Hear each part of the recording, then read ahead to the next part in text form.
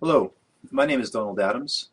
I'm the originator and developer of the frequency technology called the Sound of Stars, often referred to as Doc Stars, affectionately by our membership. This video is meant to be a very quick introductory primer to get you up to speed in how best to use the frequencies, especially for those of you that are beginners, your first time out. I wanted to present a sample scenario that you could actually test, experiment with, and consider when you're first beginning your usage of the frequencies. And what I'm going to do is illustrate an atypical example of what works really, really well for a lot of our new members, and also those approaches that I used when I first started off, when I first started to notice the effects. This is going to be basically a casual conversation. It's going to kind of keep it light, and a lot of the material that you'll find on this video, the specifics and even more details, you'll find covered also in other video presentations that I've made on our YouTube channel. The difference is that I'm putting this particular topic all in one video, whereas in some of our other videos that are like 2 hours long, you might have to, find that information as you're going through it. So here it's together for you conveniently and handy. So what you want to do is you want to, when you're first using our frequency technology, you want to maximize the likelihood of experiencing the profound phenomena that's reported so often by our users, preferably as quickly as possible, and also as noticeable and dramatic as possible. The reason that I say that is that if you're going to invest your time and energy in working with our frequency technology, my guess is you probably want to get an idea pretty quickly as to whether it will work for you or not.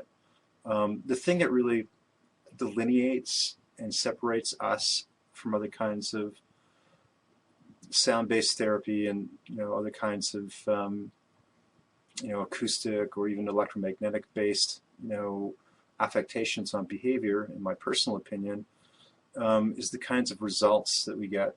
And if you've had a chance to take a look at the sections on our website about the science behind it and the different reports that people have put up and released on our webpage, and also in our the hundreds of reports in our groups, you'll begin to see why this particular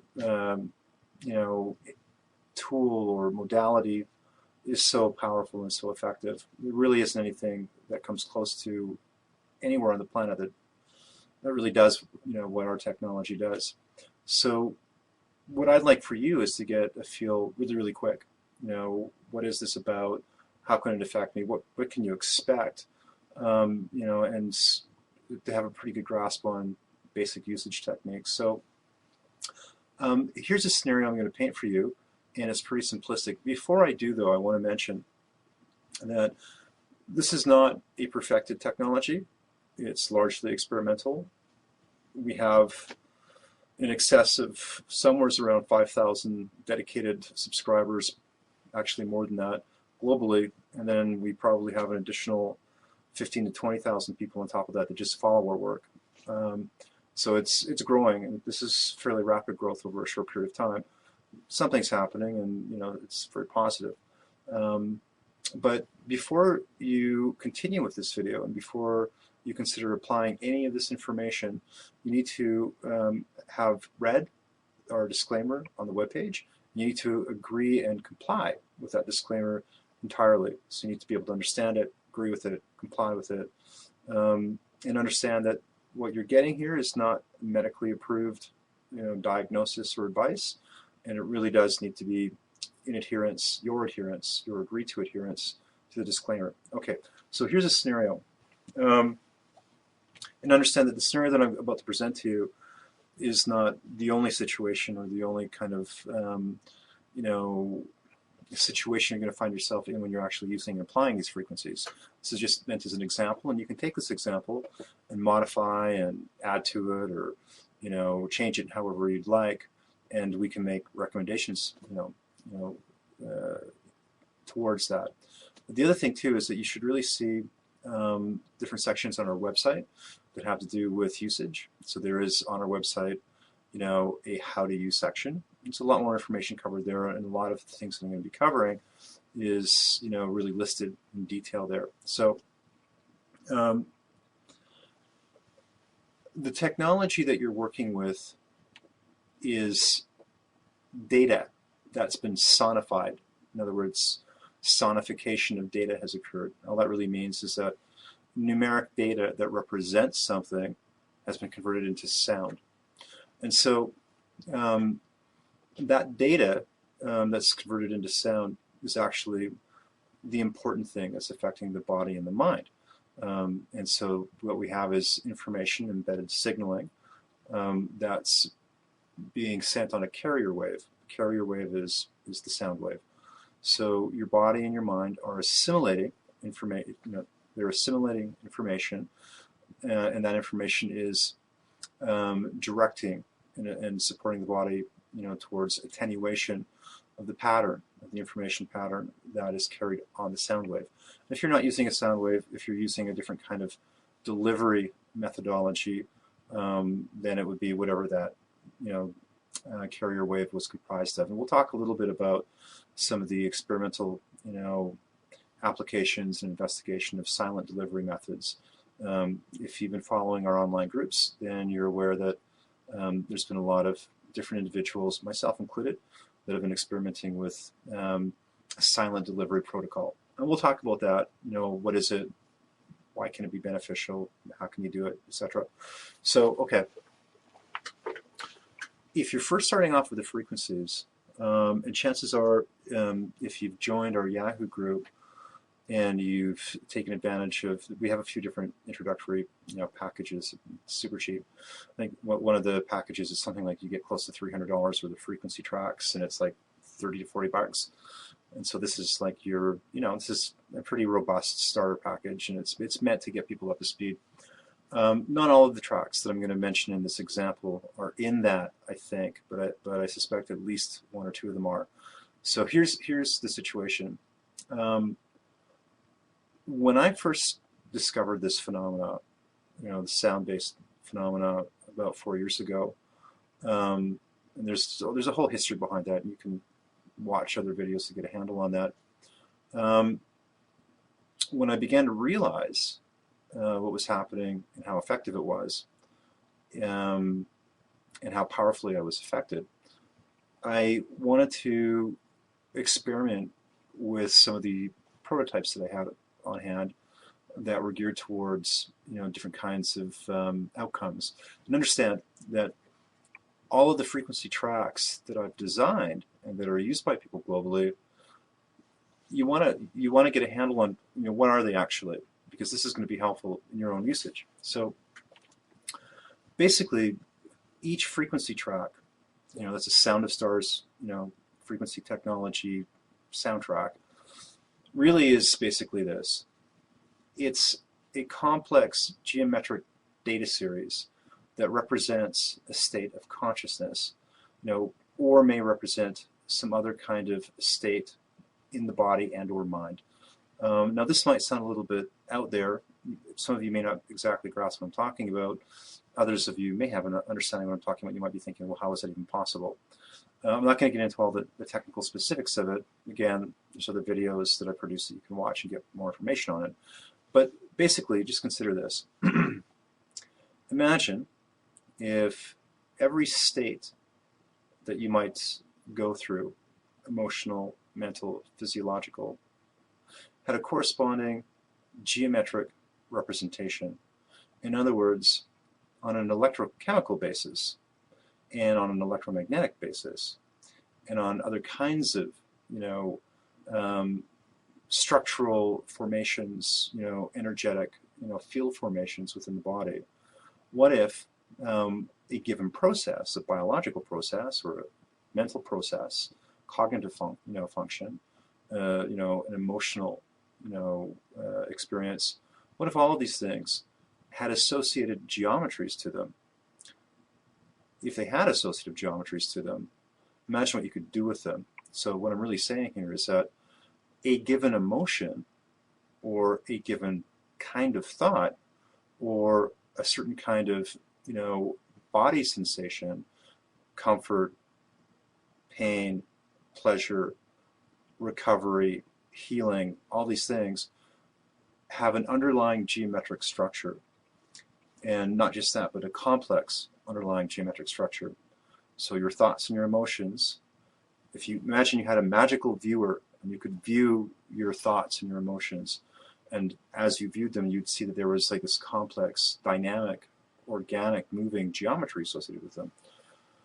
So when you begin to realize that emotions and thoughts have an associated geometry, you also begin to realize that the current state of a given organism, such as a human being, may not just encounter or have or experience these geometric patterns that are associated with whatever state they're in, but they can be modulated by those patterns. And how would we modulate an organism through that? Well, what we would do is we would attempt to identify, localize and identify, and then extract a comprehensive, sufficient enough geometric, capture of that pattern, and we try to store it, and then we would try to, convert that information into some kind of form that could be broadcasted back. And, obviously sound waves or electromagnetic pulses are a very, tangible and tenable way to, send that information on a carrier wave. So the actual geometric pattern itself becomes information, which is the signal, the information signal, and then the medium, such as sound or electromagnetic pulses, etc., carries the signal, to the target, which is, for instance, human tissue, or whatever you want to. Like on our website, you'll see that a lot of members have done experimentations with plants. So we've seen accelerated plant growth, amazing, fast accelerated plant growth, increases in the vitality of the plant in incredibly short periods of time, changes in blood formation, where we're going from stagnant, platelets, a condition of rouleau, where all the blood is stacking up and congealing. This is, under, lab examination, the rouleau is dissipating, and it almost looks as though the cells are being, electrified in such a way that they become healthy and they're able to push the other blood cells apart. So this is what our members are reporting. And so when we take that signal, we capture that state, and we, project it back, to the body, then through the principle of resonant entrainment, we can bias the organism back towards that state. So this is really profound. You have to understand that, resonant entrainment, for those of you that may not be, familiar with the concept, imagine a little child on a swing. And so, there's a person behind, and they're pushing that person, faster and faster. So they're going from a very still state to a faster and faster state. And then, you may have, in some situations, witnessed where that swing set isn't riveted down really well. It might begin to reverberate faster and faster the child goes. And the reason for that is that whatever the state of stability for that swing set in its local environment is, as the swing goes quicker and quicker, it reaches this resonant entrainment threshold where the structure itself begins to shake. Another really, really simple example is, when engineers, are designing bridges, especially footbridges, and this happened a lot more in the past when there wasn't as good of a grasp on it. They would often find that, for instance, if there was a troop of soldiers that were walking in step, so everyone stepping at the same time, they would cross a bridge, the bridge could actually be in danger because you'd have this force multiplied, and in some cases, that bridge might start vibrating. And so often, years ago, soldiers were instructed to break step when they went across the bridge so that they didn't get the bridge into entrainment. But entrainment doesn't have to be a destructive thing. In fact, in many cases, you can actually resonate or attenuate or vibrate a medium or a structure towards a state that you desire. And so that's what we're doing with the frequencies. Whenever you're feeling crappy, if you're feeling ill, in mind, body, or soul, one of the things that's happening is that to a large extent, some of the energetic vectors, some of the, the processes and the principles that govern your body are being pulled or are being entrained into, a dissipative state. They're becoming entropic. Their chaos is being introduced into the body, and they're falling into that. And so you have a loss of things like symmetry, a loss of vitality, a loss of energy, right down to the electromagnetic level. So when we introduce a frequency signal that is representative of a positive state, then what happens is, even though you may have stagnation or something that's inert in the body, putrefaction, you have even emotional feelings of lack of vitality. When you introduce a signal that the body and mind recognizes as being associated with something that's positive and life-affirming, dynamic, vitalizing, then given enough magnitude of force and repetition, or a certain kind of periodicity, a certain kind of frequency, in other words, a rate, how strong is the signal and how often is the signal occurring, and also what is the particular structure of the signal.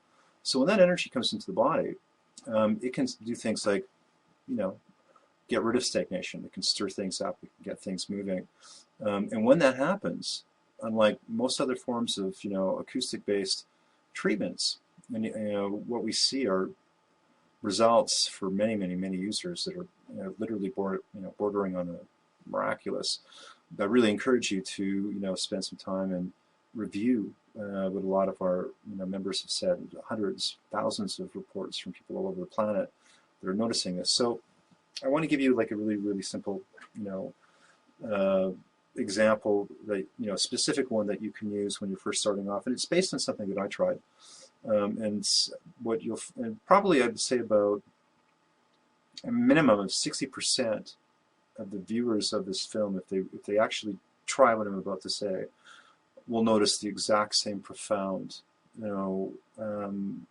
results that I did. And understand, this technology is not for everyone. We've been doing this for some time.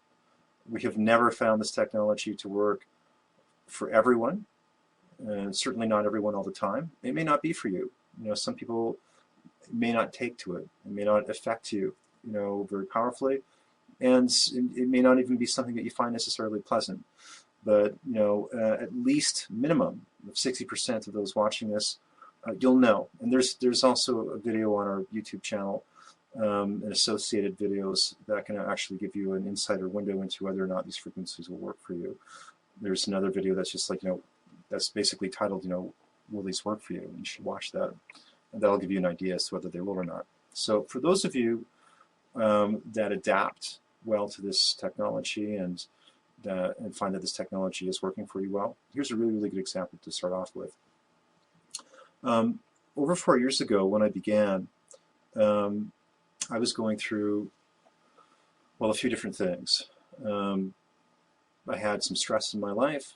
I, had some recurring emotional, physical, and mental tension, and this was at a, kind of like a repetitive level where I was really, really experiencing, stress over time, and it was building. It was progressing. It was getting to the point where it was debilitating. I certainly had, a lot of negative self-talk going on. I wasn't on any, I wasn't like completely debilitated. I wasn't like, a psycho basket. I wasn't taking, any, severe, medication for a mental disturbance. But I was feeling down, and was, dealing with anxiety. And I'd get up in the morning, and throughout my day, I'd be like, talking to myself, just, thoughts in my mind like, oh, this isn't going to work, or I'm no good, or, I don't feel well. It was like this real entrenched pattern that I could feel I was carrying around with me that was very debilitating, and I knew that that was happening because that process was so present, and so heavy and so noticeable that it was really like being weighed down by heavy gravity. It was very, very difficult to feel like I could, make my situation better, and it was very hard for me to believe that I would make my situation feel any better. And on top of this, my physical energy was low. So when I would get up in my day, I was already confronted with almost a kind of hopelessness, like a heavy dark cloud. And after some time passed, I would wonder, like, will this state that I'm in pass on its own, and I'll let go of it, and the sun will come out, and I'll start feeling better. But I found that I didn't, and I tried a number of different things. I was watching my diet, was eating fairly healthy, was trying to work out, although it was difficult when I was exercising because I felt so weighed down. I was trying to actively edit those negative voices out, was seeking different kinds of treatments, and there was some degree of success. I used a lot of, and I took advantage of some traditional Chinese medicine. So I got acupuncture, and I had some herbal treatments, this kind of thing, and there definitely some benefit there, definitely helped. But whatever that heaviness was, it still wasn't dissipating, and I felt paralyzed. So when I began to realize that this frequency technology was having this powerful effect on me, I thought, well, what if I could figure out some way that I could use this frequency technology at the start of my day, to punch through whatever that heavy cloud was. I needed to feel like I could get a boost physically. I needed to feel like I could get some reprieve or a break, a recess from the negative thoughts in my head. What I wanted to do, so I wanted to figure out a way to chop up those negative voices and slice through them, break their power, punch through, and then flush them away. I wanted to break from the mental and emotional heaviness. I really needed that. And I also thought, gee, it was very, very hard to work out at the time. It was difficult to, initiate and maintain a regular exercise protocol where I could sense myself, getting better. It was just very, very, it's like I was just really weighed down, and didn't even have the physical energy to do much. So I thought, if I can just get in a couple of good workouts and keep my momentum up, I might have a chance. So I needed a break, mentally, emotionally, physically. So I went through some of the early prototypes, and some of those early prototypes still exist, and they're well loved by our membership. They work phenomenally well, and we're going to talk in this example about the usage of those particular frequency prototype tracks. And I was after. What I wanted to do is I was after a very specific effect that I wanted to encounter and experience right at the beginning of my day. So when I woke up in the morning, I wanted to have a list of simple tasks that I would do that were geared towards making me feel better. And I also wanted to create certain states in my mind, emotions, and body that would be a powerful boost and lift to my day, because I thought that if I did that, I'd have a way better chance of really getting to an escape velocity. I would break the heavy gravity, and I would have a chance to begin to vibrate at a different level, begin to actually see my physical reality, my actual reality change, if I could just get that boost. So what I did is I picked a small handful of tracks, a small handful of frequency tracks, and I looped them. Now, for those of you that are new to our group, or you're not familiar much with what we're doing, what we've found over the last number of years, we have hundreds of different frequency tracks, and each frequency track is meant to support a person in a different, area, a different subject, different topic. So mental, emotional, physical. But I wanted to pick frequencies that would have a very, very specific effect on the state that I was in at the time. Now, understand that when I was going through this, a lot of the physical symptoms that I had I mentioned that I was feeling anxious, and I had a lot of mental anxiety and stress. Poor digestion. You know, I had some other minor problems like trouble with my feet at the time. Um, but I also suspect, I'm not sure about this, but I suspect that my lymph glands, my lymphatic system, at the time I was so heavy that my lifestyle was way more sedentary, lethargic than it should have been. I wasn't moving much. And as many of you may know, one of the most important systems in your body is your lymphatic system. And in order for your body to properly, clean out toxins and all kinds of crap, it really needs to be able to, purge that. The lymphatic system needs to be able to, move the toxins out. And the lymphatic system does not have its own natural pump. So the only way that it works is when the physical organism is actually in motion. The physical motion of the body is what pumps the lymphatic system so that it can actually remove debris and toxins.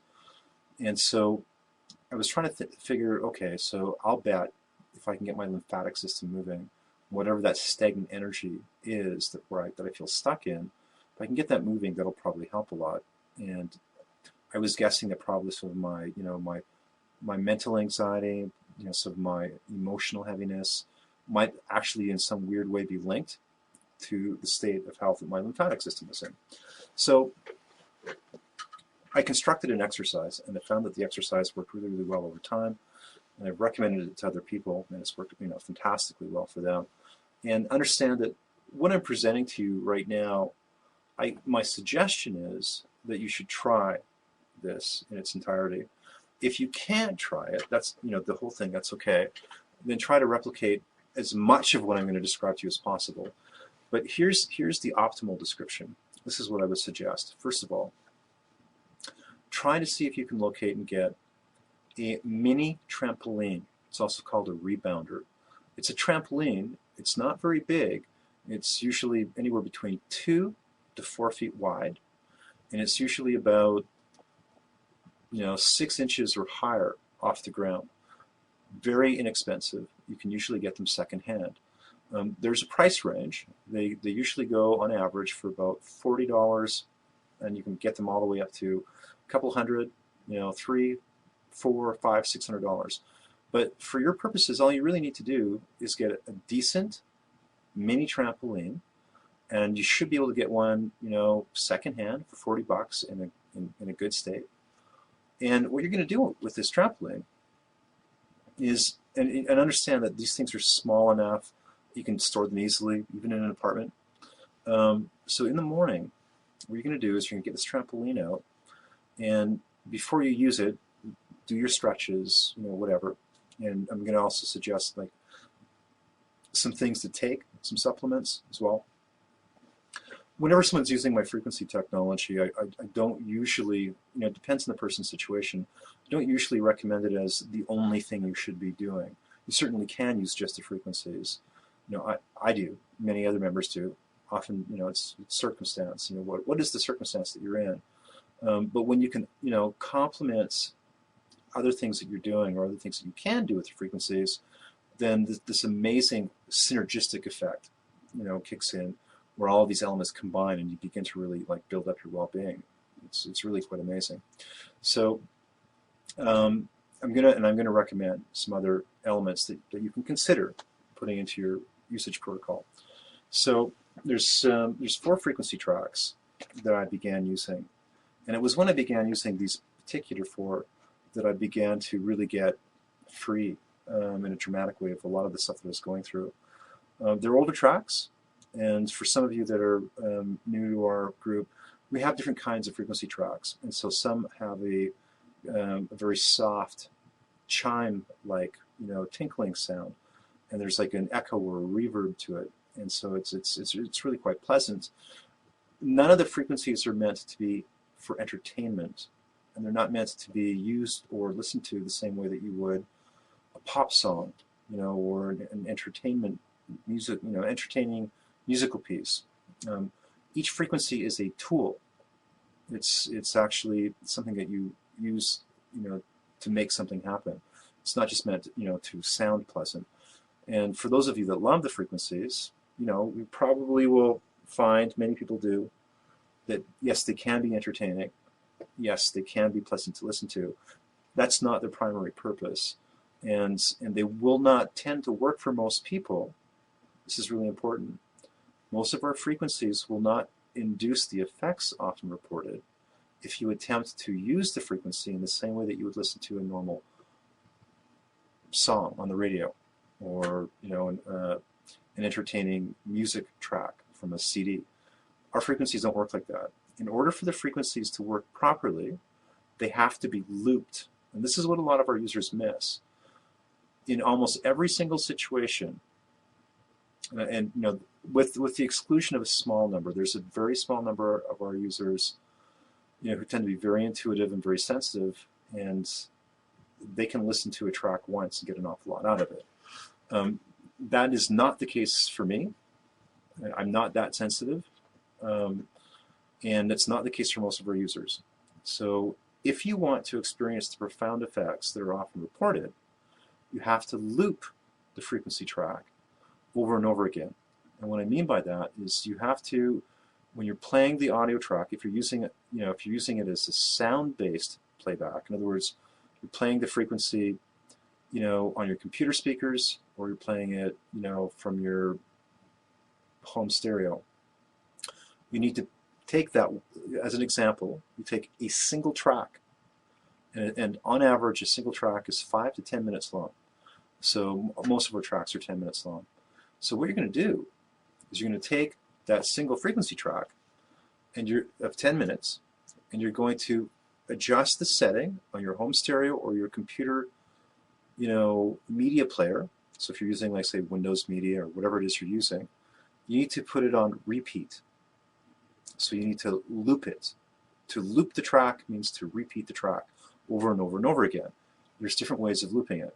You can take one single track and put it on a repeat and just let it play. So it'll go through 10 minutes. When it gets to the end of the first 10 minutes, it just goes back to it just keeps playing over and over and over again.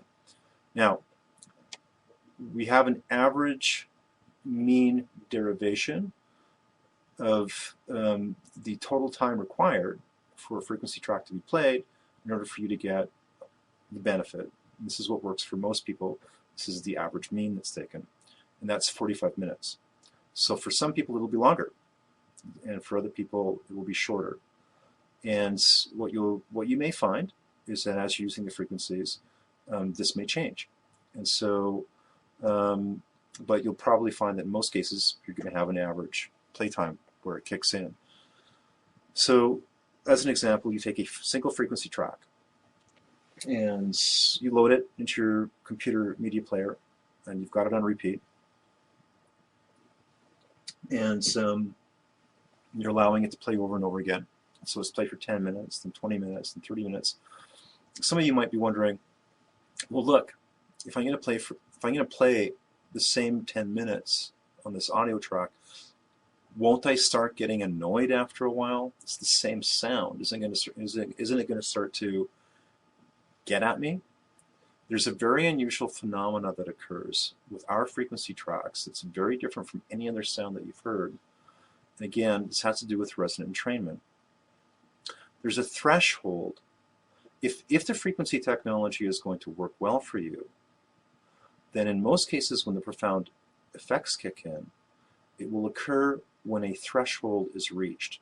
And the threshold is reached through resonant entrainment. The way that resonant entrainment works is that it must have a certain time that it's played for, and it must have a certain force, magnitude, or amplitude or volume. So understand that the informational pattern that's in the frequency track is being absorbed by your body and mind. And as it's being absorbed by your body and mind, it's actually changing the very structure in the medium that's receiving the signal. So that the physical, mental, emotional structure inside you is being modulated. It's being tweaked. It's being actually changed. And so there's all kinds of phenomena that can occur when this threshold is reached. Now here's usually how it happens. And there's some variance in this. So let's say that you've picked a track and you've played it for 20 minutes. You're not noticing anything. Maybe you might mildly like it. Maybe you like it a lot. Maybe it's a little bit annoying. When you take a pot of water and you put it on the stove and you turn it on, and slowly you can tell the water's heating up, but it has not began to bubble. Well, what you'll notice is that there's an immediate jump. So boiling water, will start to bubble a little bit. You'll see some bubbles coming up, but then the state where it goes to a rapid boil is usually fairly fast. This is the same kind of effect that usually happens with our frequencies. So what will happen is when you're playing the frequencies and you're looping them, and the signal is going into your body, going into your body, going into your body, and it's beginning to get the signal entrained into you, what can happen is you'll have this jump where you go into this like sudden euphoric state. You'll notice it, and there's other kinds of characteristic effects that will be a telltale sign when this occurs. But in some cases with some people, right before the jump to this euphoria, this joy, this incredible feeling of wellness, there's no mistaking it when this happens. You feel, there's all kinds of different ways to explain it, but it's like you feel like you're a kid again. Like it's so pronounced, it's so noticeable. There's no mistaking that it's coming from the frequency. Your body feels lighter, way more energy. You feel lighter. It feels like whatever that negative self-talk was inside, it just got sliced through. Not only did it get sliced through, but it just got flushed away. And sometimes it can be almost this like electrical ecstasy, orgasmic. It's crazy. It's an amazing experience. But what can happen is, just before that state kicks in, not all, but some users may start feeling a bit agitated. And they might start feeling almost as though the frequency track is beginning to annoy them. It's like, now here's what's happening in most cases. If they persist past that agitation, understand that this agitation, you've got gunk, you've got, crappy thoughts, you've got crappy habits, crappy behavior, crappy attitudes, shitty attitudes inside of you. And that kind of constitutes a part of your psyche that's not very healthy. And it does not want to go. It wants to stick around. It has its own survival instinct, even if it's an unconscious one. And that unconscious survival instinct, lower version of you, will suddenly become alarmed because it's losing its grip on you. And it doesn't want to lose its grip on you. And so this can come out as a kind of like uncomfortable agitation. But when you persist, what happens is the frequency turns the power down on that lower part of your psyche, that lower shadow self, and it turns the power up powerfully on that higher inner self. And when that higher inner self becomes energized enough, then you break free and you're like, wow, I feel amazing. And that kind of darker, shadowy type self, he's just basically had his, hanging on the end of a cliff, and you've just chopped his fingers off and he's gone. So you want to get to that point. Now, if you're using a frequency track and you're getting to, say, 20 minutes or whatever, and that particular track, you don't feel comfortable with, or you're not getting anything from, you can always, try a different frequency track, because, the frequencies, conceptually in an abstract way could also be viewed as a kind of a food or an energy charge. And your body may not, your body and your mind may just not require a certain kind of frequency track, but it might be very hungry for another one. So you should experiment with this. Now, when it comes to looping the tracks, what we found is that you typically do not want to loop more than 4 or 5 tracks at the same time. And the way that it works is this. the less the number of frequencies tracks that you loop together, the more powerful the overall effect, and the shorter the time span in order to get the specific benefits related to the track. The reason for that is that if you put in a whole lot of frequency tracks and you play them one after the other, you're going to dilute the resonance entrainment of any one given track.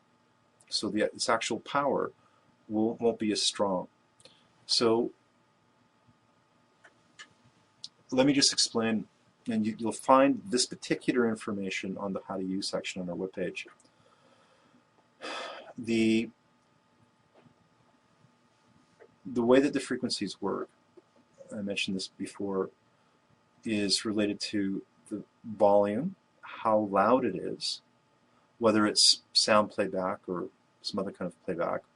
But let's just, say work with acoustic, so sound-based playback, so through computer speakers or whatever. So how high the volume is, and for how long it's playing, and also how close you are physically to the sound. Now, I've been asked by some people, do I have to be like meditating or lying down or still when I'm doing this? And no, you don't. This is natural ginger ale, by the way. So,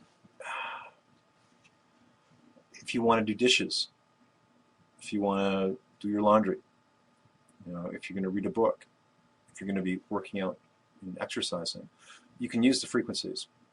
And you don't have to use headphones. You're not restricted to headphone use the way that you would be with, say, things like binaural beats. So the frequencies are like a holographic projection, and they will, immerse the environment that you're in with the signal information. So, but in our example, we're going to use a morning exercise routine. So the frequencies that I want you to use in this example, there's 4. Now understand that some of the frequency tracks that are on our catalog list, some of them have kind of serious sounding titles, some of them have kind of cutesy sounding titles, and some of them have very specific titles germane to their subject. When I first started off, this was experimental, and I was not looking at this from a marketing perspective, and I wanted to have some fun with it. Some of the frequency tracks have kind of odd, kooky, cutesy names. That's just what I felt like calling it at the time, and I allowed myself that liberty because it felt fun. So here are the titles, but understand that each of these tracks is very powerful. And you can read up on each of these tracks on our forums and be quite amazed at the results that are reported by people over time. And these are 4 of the original ones. I mentioned before that some of our frequency tracks have a kind of a more complex, soft, chimey type sound. We call those the yin-based frequency tracks. We also have frequency tracks that are not as soft. They're very forceful. They're very pronounced in their pattern. We call those the yang type. And so these are all yang type frequencies. So they sound different from the softer ones. When you go to our YouTube channel, most of the frequency tracks, like the little graphic animations, these are our yin-based ones. They're more soft, more subtle, still very powerful. If you go to our website and you go to the demo section, and there's a bunch listed there, those are all yang type. So they're very, very different in sound. These are the yang type versions I'm going to recommend to you. So first track is Good Luck Evoker. Second track is Negativity Showered Away. The third track is Energy and Focus Optimizer. The fourth track is Spiritual Attunement. So for you that are starting off, I want you to use those 4 tracks first. And I want you to try using different combinations of this. So for example, in some cases I'd like you to play each individual track during a session for anywhere from 20 to 40 minutes. Ideally, 40 minutes would be great. So that's 40 minutes each. So each track. I'm not saying that you have to play all 4 tracks, at one sitting for 40 minutes each. That's a long playtime. Although it's not uncommon for a lot of our users to actually, slot off and schedule a good couple of hours, for this. And I know that for myself in the past, when I would say do like a 3-hour session, wow, it was amazing. And when I reached that threshold, it was a real supercharge, and it was something that I needed so badly. I'm not suggesting that you have to do that the first time out, but experiment with individual tracks from that series I just mentioned, and then try combining them. So take 2 tracks, 3 tracks, 4 tracks, and then loop them. So when you go into Windows Media Player, for instance, let's say that you take out 3, and you're going to say take Good Luck Evoker, Energy and Focus Optimizer, and Negativity Showered Away. Or you could just try Good Luck Evoker and Energy and Focus Optimizer. In fact, here's my suggestion. First thing that you should do, just try Energy and Focus Optimizer and Good Luck Evoker. Just loop those 2. So here's what you're going to do. And especially for those of you that, if you're going through any kind of lethargy, or you're feeling down, your bodily systems are not functioning optimally the way that you would like. When you get up in the morning, and when you go and get that mini trampoline, the rebounder, set it up someplace in your living room or wherever you have open space. Make sure you've got a lot of head space, because you're going to be jumping on this thing. Now I want you to understand something. A mini trampoline or a rebounder was found by NASA. They actually put their astronauts in their training program on these mini trampolines. And they found some amazing stuff. One of which is that the use of a mini trampoline causes the highest amount of oxygen to go into the lungs and to circulate through the body out of any other aerobic style exercise. So jogging, cycling, all of these things don't come really terribly close to jumping on this trampoline. Not only that, not only are you going to get the most oxygen from jumping on this mini trampoline, which is going to really enliven you. I mean, the effects of just getting that much oxygen in your body is going to have a profound lifting, elevating experience for you. But the other thing that jumping on a mini trampoline does is it stimulates your lymph system. It flushes it out. It gets it moving again. Separate from that, extraordinarily good for developing coordination, and it's also good for your muscles. So when you first get up in the morning, I want you to start playing these frequency tracks right away. And before you get into your fitness routine, and in accord with your budget, whatever your budgetary situation is, and whatever your personal, I don't know if you have aversions or allergies, whatever. So this is just a suggestion. It's not medical advice. Don't take it as medical advice. It's not meant that way. I'm not intending it that way. It's just a suggestion, a casual suggestion. Consider getting some kind of nutritional supplements. Hopefully healthier or better.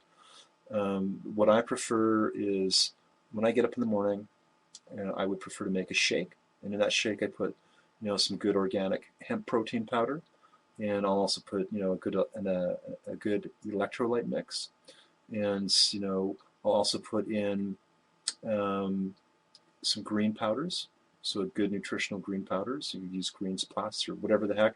I'm not advocating Greens Plus, but just whatever greens mix that you would use. And then if you have any other additional liquid minerals or whatever you want to put into that shake. And then I would also suggest, especially if you're experiencing things like chronic fatigue or lethargy, and again, do not take this as medical advice, and everything I'm saying is per our disclaimer found on our website.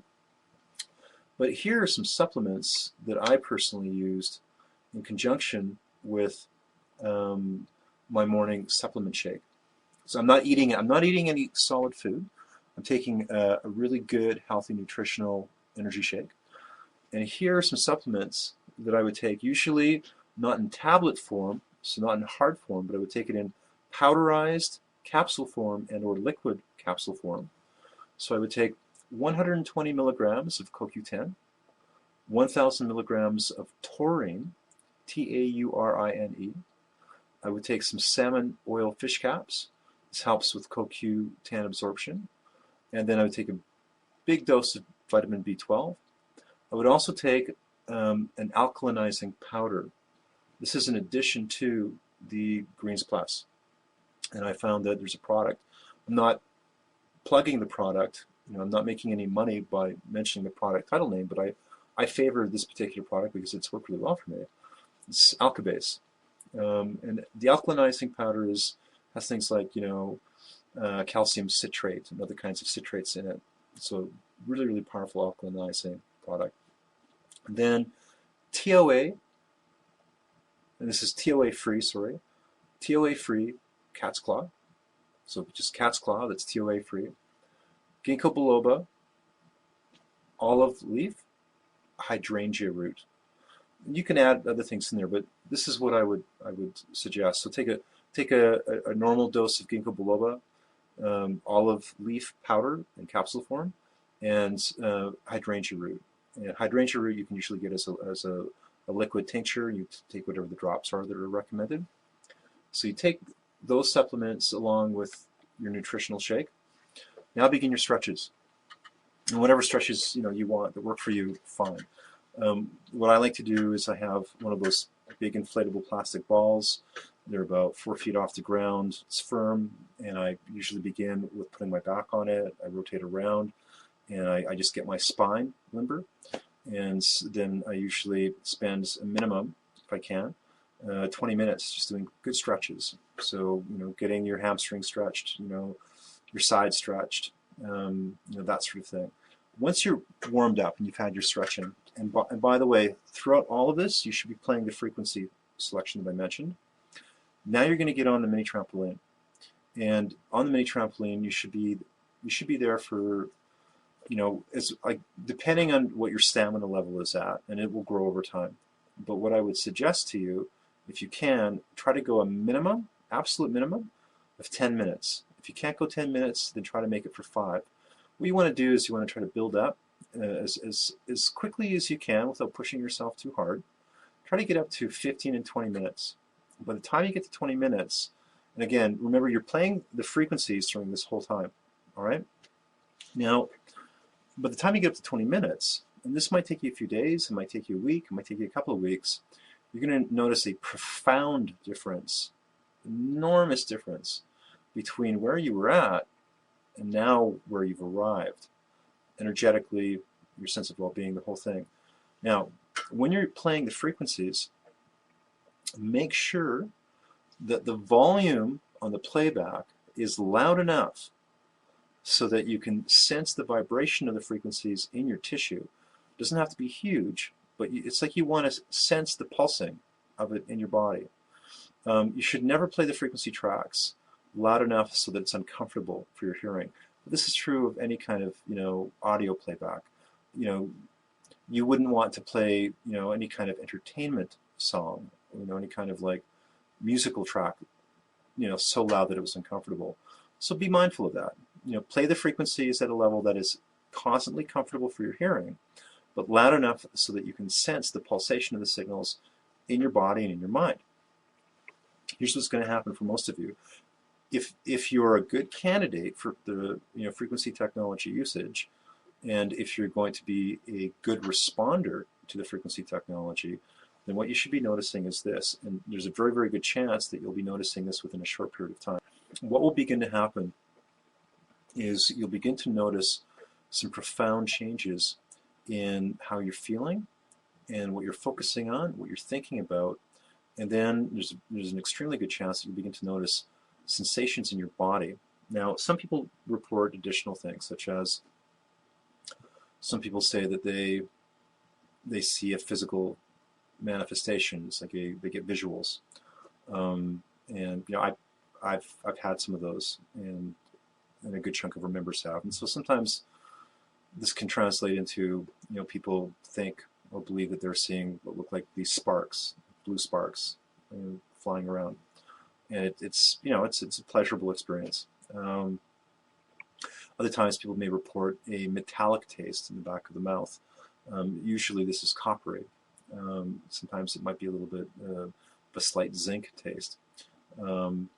Also, you may be finding that you have this sudden very, very dramatic, feeling of euphoria. It would be like almost like an electrical orgasm. You feel really good.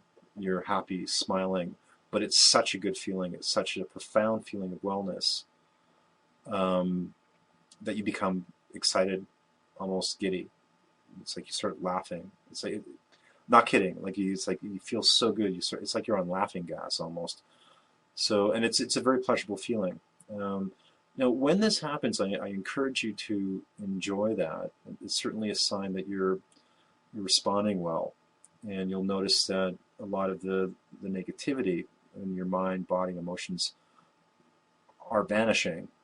So that's good, but a little bit of a caution here. If you get into that euphoric state, do not try to push it.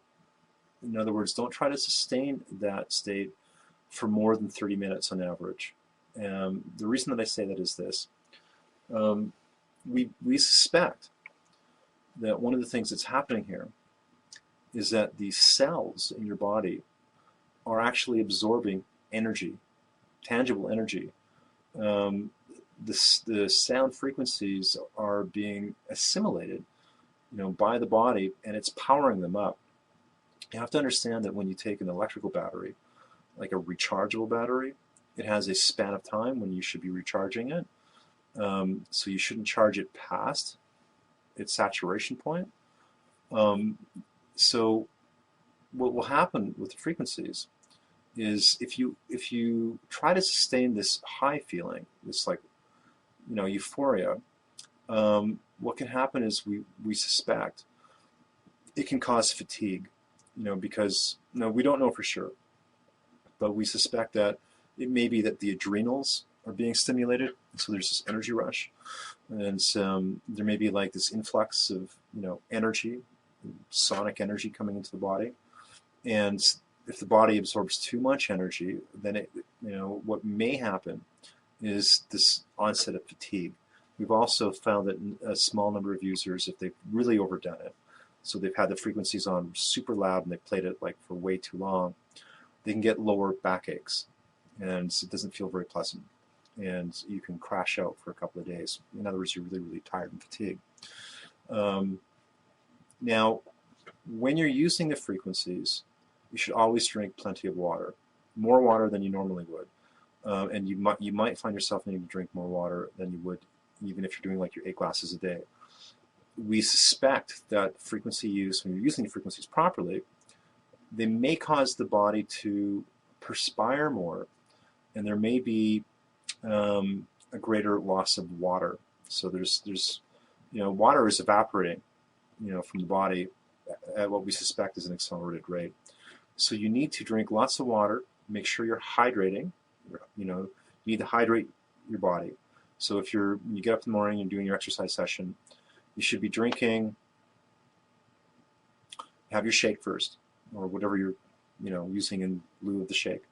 But we would suggest, if you're going to go for a long session, so you're going to go for 1 to 3 hours, you should drink a couple of glasses of water. And then after you've done the session, just be mindful of how much water you're taking in for the rest of the day.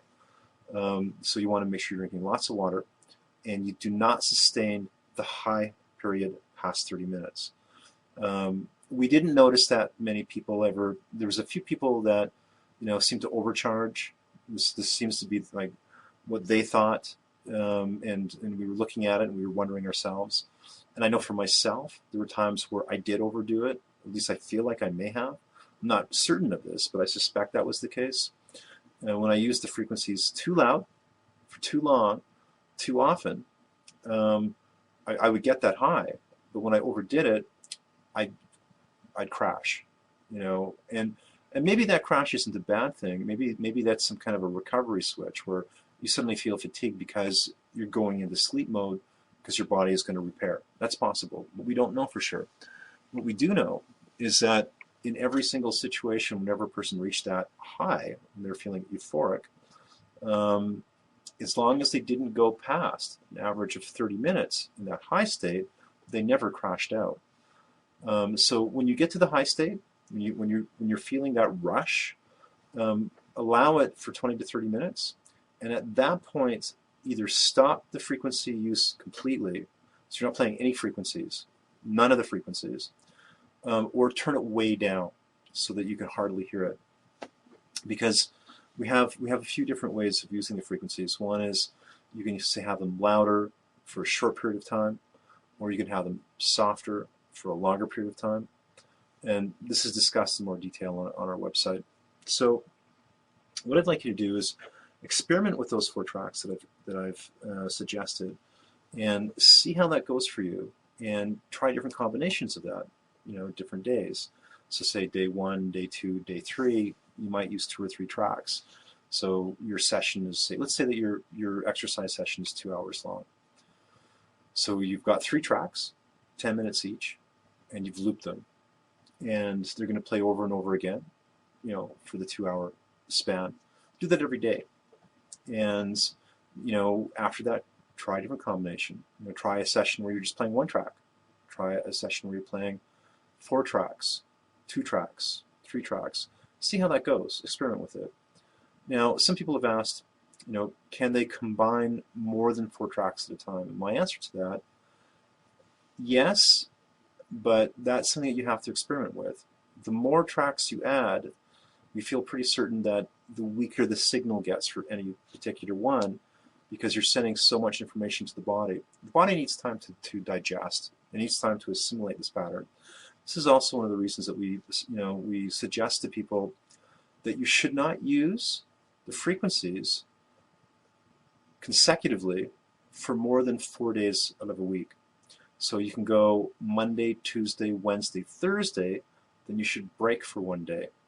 And then you can go back to, Saturday, Sunday, Monday, Tuesday. So you want to cycle it so that you have always at least a 1 day interval of rest. So you let your body, absorb everything that's been going through.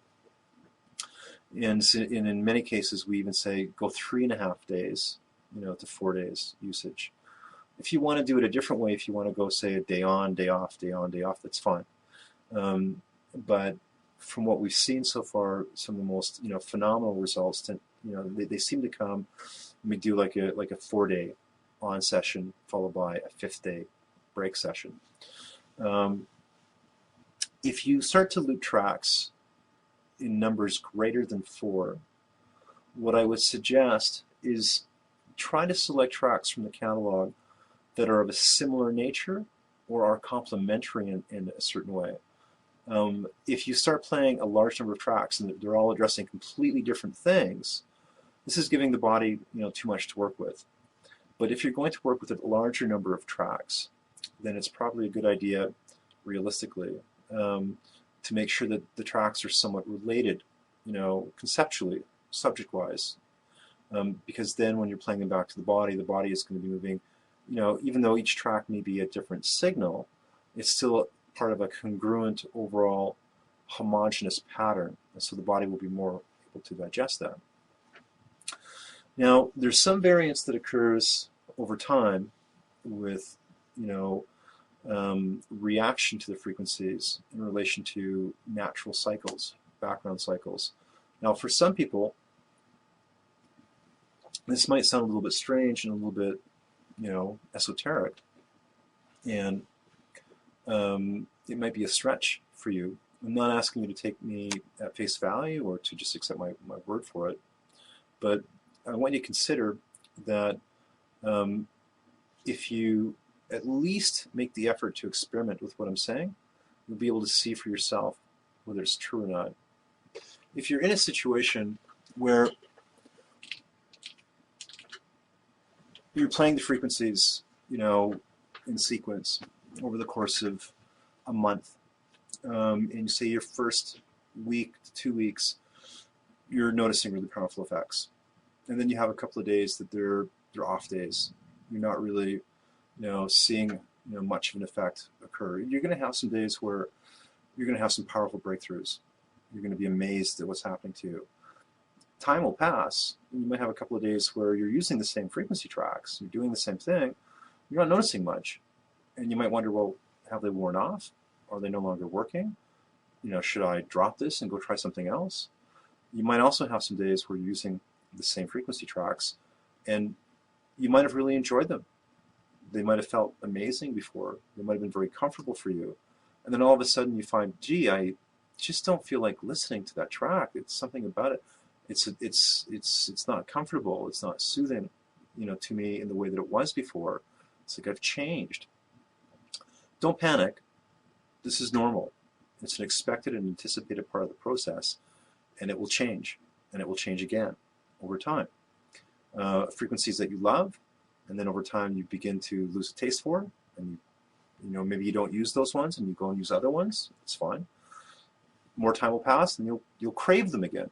The ones that you craved originally, you're going to want to have them again. There's a few different reasons for this, but one of the primary reasons is related to lunation or lunar cycles.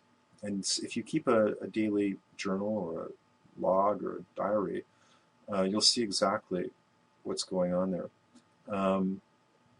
Essentially, what will happen is whenever the moon is at quarter, half, or full phase states, so if it's at a quarter moon, if it's at half moon, or if it's at full moon, whenever it's at basically a 90, a 180, or if it's conjunct, at 0 to 360 degrees, you'll notice variance in how your body will respond, over time. Not always. That's if you're keeping your daily journal, you won't notice that it's always variation on those hard points, but you will notice that it happens enough where you can statistically anticipate it. So it'll be regular enough where you can see that change as a very real concrete data point that you can plan by. So now here's another thing too. In some cases, let's say that there's a frequency that you really, really love. In some cases, when the moon's at a hard angle, you might notice that the effect seems to go neutral, or it begins to weaken. In other words, it's not having a profound effect on you. But what you'll also notice is that on some hard angles, it will be amplified. So the frequency might actually affect you way more. So it might be more powerful. Or what might happen is that you might notice that on some hard angles, it's not just so much that it's a stronger impact. It may be just different. It might feel as though it's almost as though the sensation you had before has shifted in this weird way, and it might just feel kind of groovy and strange. This is all normal. There's a lot more complexity into this that we could get into, but I'm not going to have the time in this particular video. When I get a chance, I'll try to put together a video that addresses specifically all of the different characteristics of how to plan and organize your frequency sessions in accordance with lunar phase. Well, what we'll try to do in a subsequent video that addresses the state of the moon and its effect on your body and frequency use is we'll go into how to plan, what you can expect, what kinds of different variations cause what kind of different effects, most likely over time. But that's an entirely different topic. But the point is, be aware that there will be some fluctuation in how frequency will affect you over time. However, what you'll also find for most frequencies is that whatever that variance is, the variance itself will remain somewhat uniform over the course of your year. So let's say that a given frequency has this effect on you when you first start using it. There will be some fluctuation over the part of a year, but what you'll notice is that a given frequency will tend to have the same kinds of effects on you on average, mostly over time. Now the other thing too is when you're using the frequencies, you're going to probably most likely find that some tracks you take to really well and others you don't. Some tracks, they may not affect you at all. Some tracks you may not enjoy and you may not notice any benefit from. If that happens, try using those tracks again at different points in time, because when you're starting off, a track that you try that is neutral for you or you don't get any effect from, that might not be the case 2 weeks from now, 3 weeks from now, 4 weeks from now. you might go back and try it, and it's like, wow, why didn't this affect me the way it does now? It's amazing. I love it. There are other frequency tracks that, even given variance over time, you try it more than once, what you're going to probably find is that there's some tracks that just always tend to work for you, and some tracks that just don't tend to work for you.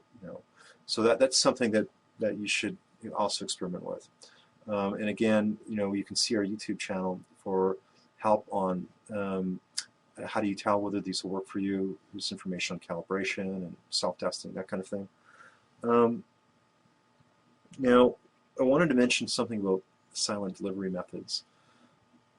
Almost all of the reports that we've seen in our groups, the hundreds and thousands of reports that have come in, have always tended to, or I shouldn't say always, but have mostly been related to acoustic playback.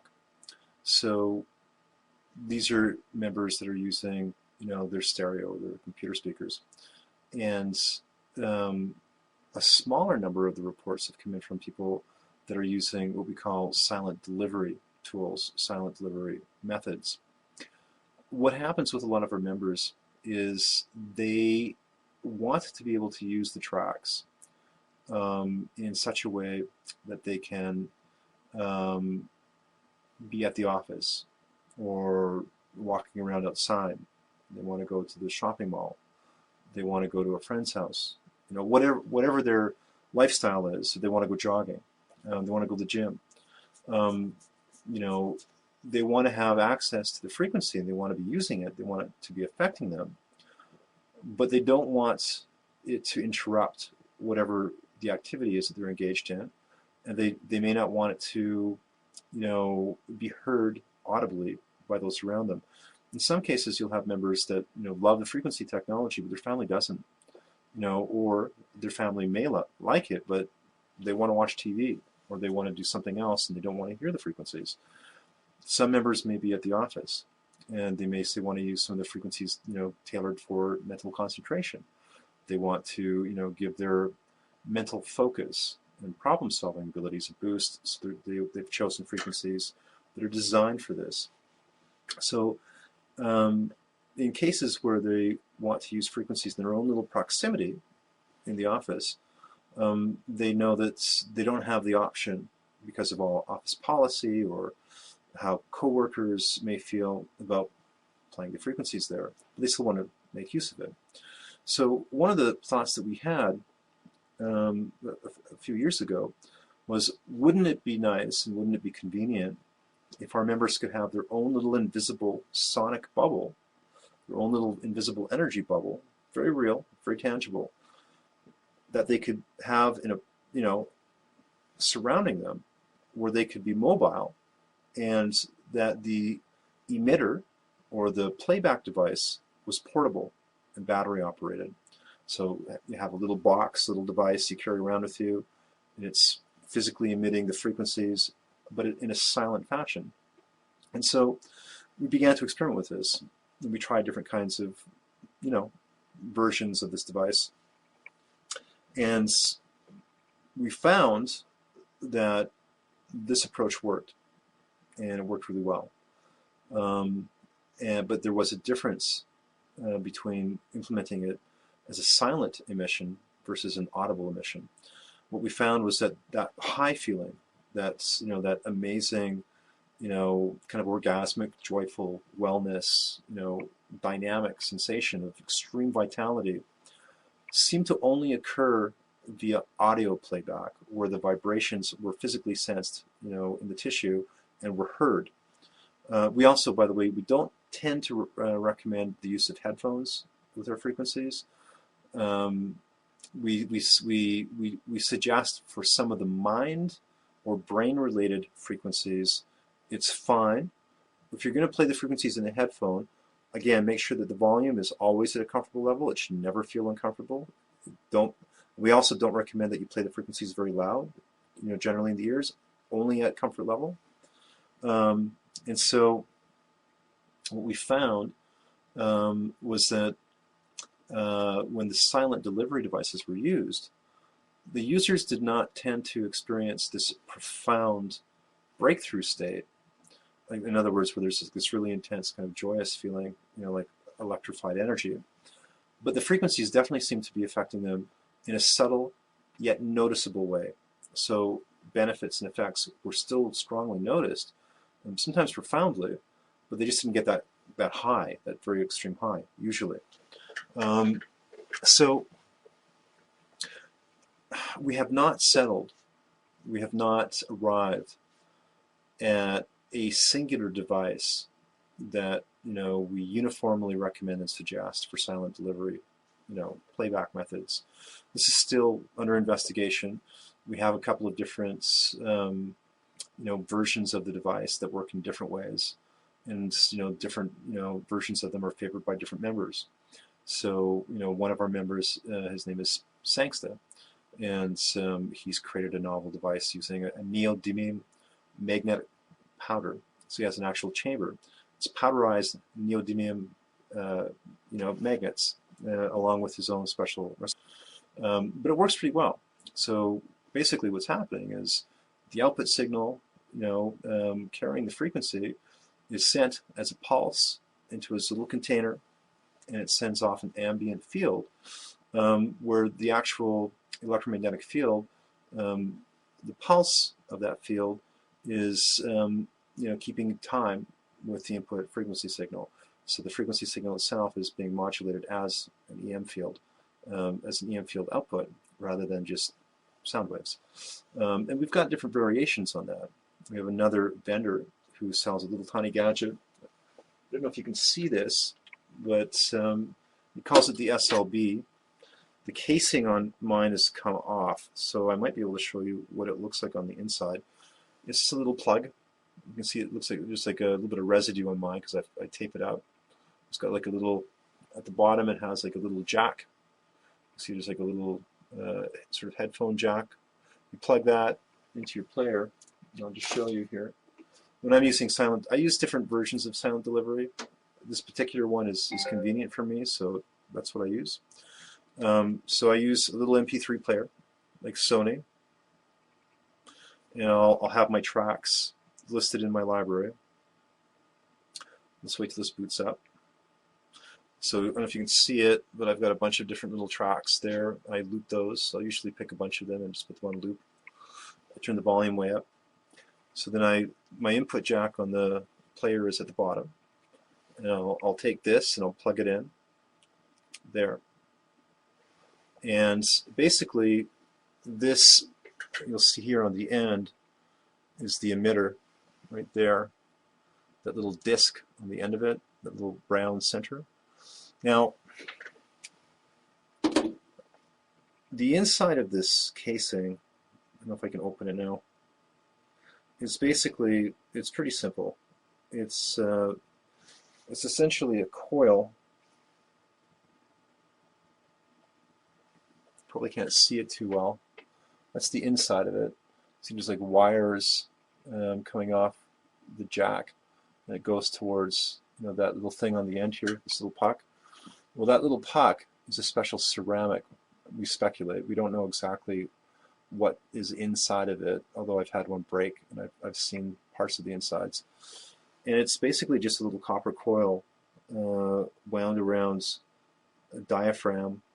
It's like a little membrane, and what we suspect is it's working similar to a piezoelectric transducer.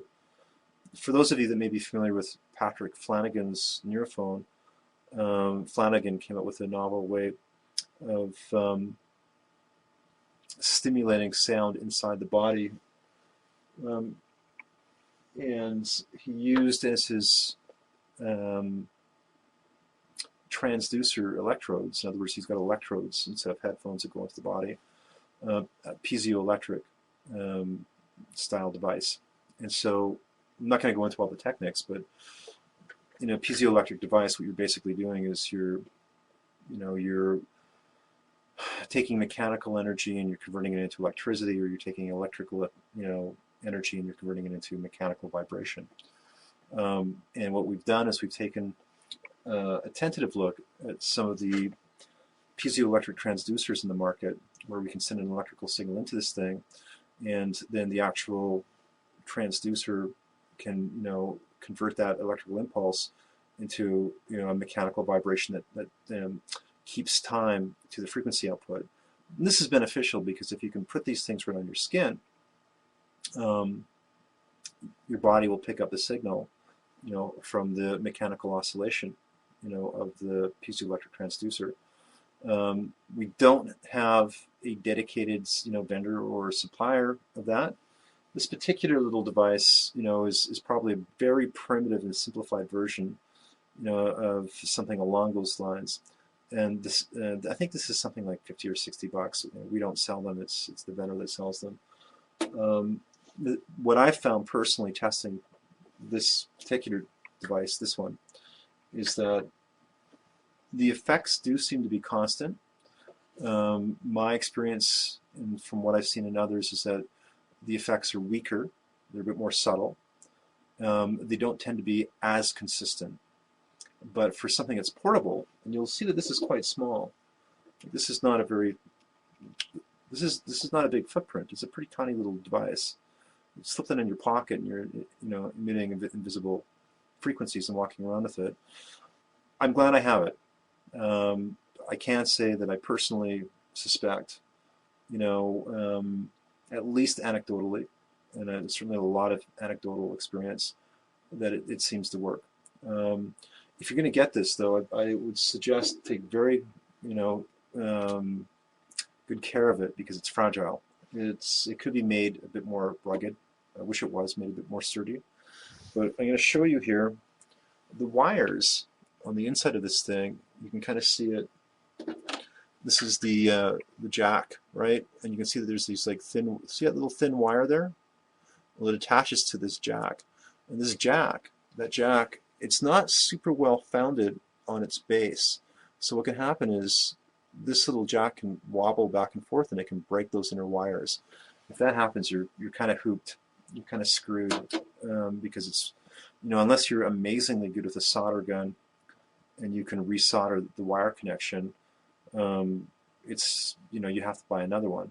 And even if you are good with a solder gun, it's a pain in the ass because it's such a small, delicate connection. So I wouldn't recommend letting it get to that point. Here's what I do. When I stick it into the player, I'll get some heavy-duty duct tape and I'll wrap it around. So I'll actually wrap it right around, and then one on the back. So I make this super secure so that this thing, it can't rotate and it can't wobble back and forth. It's securely fixed. I find that works the best for me. And when I use that approach, it doesn't wear out. And when I don't do that, inevitably the motion, just by having it portable, tends to. This is called a boosteroo. It's a little audio amplifier. It amplifies the signal, and it does a pretty good job. It's can take the output. They sell it for headphones usually. If you're playing on a normal little MP3 player that's battery operated, the headphones usually have a fairly weak signal, and the signal, I mean, when you plug the jack in, like that little jack in the MP3 player, you're going to get the same power out, the same force out that you would if you had plugged headphones into it. So it's fine, but it's still a weak signal. So what we can do is we can take this little audio amp and we use a patch cord. Now, I don't have a patch cable handy here, but this is the boosteroo. It's like a little, white device, and you see that on the end is an input. That's for a cable, and that cable plugs into the end of the audio amp, and then what you do is you connect that into the input jack. So this is where your headphones usually plug into. So a cable goes out of that and it goes into the boosteroo on that socket. So right there. So there's a cable connecting these two. So the signal goes from your MP3 player, goes out from the MP3 player into the boosteroo, and then there's other output jacks here. So this on the side, see that there's two little outputs here? So that's where normally your headphones would be plugged into. So this hole plugs into the actual player, and then these holes plug into your headphones. But we're not going to use headphones in our setup. So here's the audio amp. So instead of plugging headphones into here, we might, for instance, plug in that little device that I showed you, that little SLB. So then basically the player would plug into the bottom, and it goes, there's a cable, like about a 3 to 4 inch cable that would connect these two. So it outputs the signal from the player into the actual portable amplifier, and the signal comes out here. So here's the deal. This little portable audio amp, it's battery operated. This device costs something like $30. And it increases the volume, the amplitude, by 400%. Really strong. So that's a lot more energy that's going to be pumping out through that little puppy. And you can bet that when you obviously increase the amplitude, not only does the bubble of the field effect, the invisible silent bubble of the field effect around you, this invisible force field of frequency energy, not only does it become stronger and more robust, but the radius of its propagation, the radius of the field effect, is likely to obviously get bigger. So one thing that we found, however, though, is that when the boosteroo is turned to full power, like 400% output, the output signal begins to distort. So when you're using a setup similar to this, what you should do is you should keep your volume never turned all the way up. You should only turn it up to half or maybe 3/4. If you get to say halfway, you're still going to get a 200% effective 200% output, which is huge. Now there's variations on this. There's other kinds of boosteroos. There's boosteroos that are a little bit less expensive, and the boosteroo is the audio amp. They're a little bit less expensive, and they just have like a smaller amplification output, so they're 200% instead of 400%, like $20 or something like that, 15, $20. You also do not have to restrict yourself for silent output just by this device. There's other things that we've been experimenting with. One of our members also, Sangsta, had come up with a novel idea of turning spare CPU parts pulled out of an old computer as electrode emitters. And there's information on our website. You can, in the photo archive section, there's photos of how he did that. Really quite amazing. There's also a totally different alternative. One is you can grab old spare parts out of old computers. You can get like these little coils, just pull them right off the circuit board. And you could take a headphone jack and splice the earbuds off. Make sure that you take the ground of the wire into account. And you could just have 2 coils as your output carried around with you. We also have users that utilize different forms of electrodes, electrode pads. There's garments that are made to be electrodes. You can actually buy socks that have wires woven into them, gloves. Some of our members that have a background in acupuncture favor the idea of putting electrodes over acupuncture points.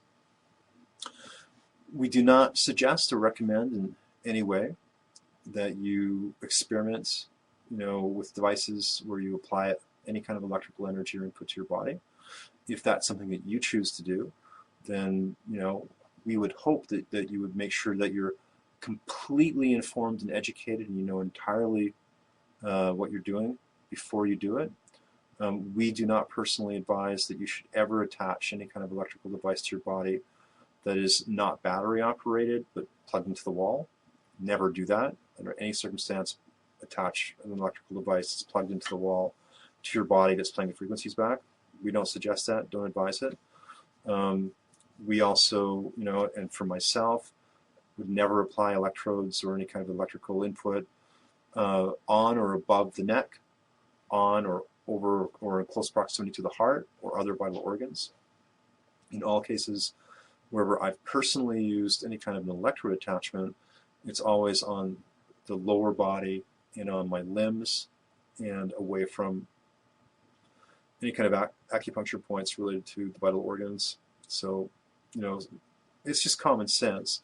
If you don't know what you're doing, then you shouldn't be playing around with silent delivery protocols. And those people that have an idea of what they're doing are usually those that have experimented with things like Rife generators, etc. So that covers a large spectrum of usage, and I hope that that's what we've been covering so far is helpful for you. There's a lot more information that you should really get up to speed with, and we would suggest and advise that you allow yourself the time to browse through our video selections on YouTube. There's a lot of talks and presentations that I've given. This covers enough to get you started and enough to get you thinking. One last thing about silent delivery methods. What I found personally useful and helpful is this is something that I whipped up in an afternoon, used it on a regular basis, still use it. Took some headphone jacks, or rather I took a pair of headphones. I cut the earbuds off, and then I found at a camping equipment supply shop 2 stainless steel mirrors. Not very big. They're about, I don't know, they're about the length of this pen wand thing, about 6 inches long, and they're about 4 inches wide. And it's flat, just like a flat piece of stainless steel, and with a hole cut through the middle. These are mirrors that are meant for camping. You nail them into the trees so you can see your reflection. So where I've spliced the earbuds off the headphones, I wire the 2 stainless steel mirrors up. One stainless steel mirror replaces one earbud. So basically what you have here is you have headphone jacks that don't have earbuds in the end. Instead, each cable has a stainless steel mirror attached to it. These become flat, dry electrodes. And what I'll do is I'll take like a body wrap, like a knee supports, like those. If you go to the drugstore, you can buy like those kind of stretchy, kind of elastically, knee supports. Not spandex. I can't remember what it's called. Neoprene. Put it on your knee. And so what I would do is I would put a flat metal plate on the left side of my knee and a flat metal plate on the right side of my knee. On the inner right side of the knee is where your spleen meridian is. And in the past, I would have a sluggish spleen, according to traditional Chinese medicine. So I would put these plates over it, and I would just, attach it to my little, plug it into my little player, and I would select a certain frequency. I'd go to sleep at night, and then I would wake up, and I would be having some pretty amazing things going on with that. And in some cases, what I would do, and I found that this was actually far more effective, is I take, instead of having 2 metal plates, on one cable I'd have a metal plate, and on the other I'd have this coil. So I have a pair of headphones. I've cut the earbuds off, and on the left cable I have my mirror plate attached to it, and on my right cable I have this little coil that's wound into the earbud cable, and then I would use that. So what we're doing right now is we're also investigating alternatives for silent delivery methods, and we've got a couple of really good candidates that we're exploring. I don't want to formally recommend one particular silent delivery device as our de facto preferred, group, instrument until we're absolutely certain that we found one that can, meet certain standards. So as far as silent delivery goes, it's right now it's experimental. And there's been other variations of this. Like we have a lot of right frequency generator operators in our forum, and there's certainly room for experimenting with outputting frequencies through things like plasma globes, or even right frequency generators that are outputting their signal to plasma tubes. I think that's probably something that's very worthwhile experimenting and investigating. I'd also like to see, it looks like there's some merit to investigating taking small electrical motors, like the kinds that you get out of toys. And there's actually a way to input the frequency signal into that motor, and have the frequency itself resident and emitting as a fluctuating magnetic field. And we've gotten some pretty interesting results with that so far, which may allow for an average user to actually carry around. I mean, it would be technically modified, so there would have to be some labor and effort and customization out of these little electric motors, but we think that we may actually have a means to modify these in such a way where we could actually be producing a fluctuating magnetic field that's a carrier for the frequency information, for the frequency signals. So that's it. I hope that that's of help to you. Thank you for watching this video. By now you should be much more comfortable and able to proceed. And really what I'd like to see happen is for you to experience profound benefits in a short period of time in a way that's tangible and measurably demonstrable to you. In other words, you should be able to demonstrate to yourself that something amazing is going on. I'd also like to see you in a situation where you develop your own understanding and knowledge base so that you can conduct your own experiments that are meaningful to you and then empower you and give you greater flexibility, greater empowerment with use of this technology. So from all of us at the Sound of Stars, we thank you and we wish you the very best and happy journeys.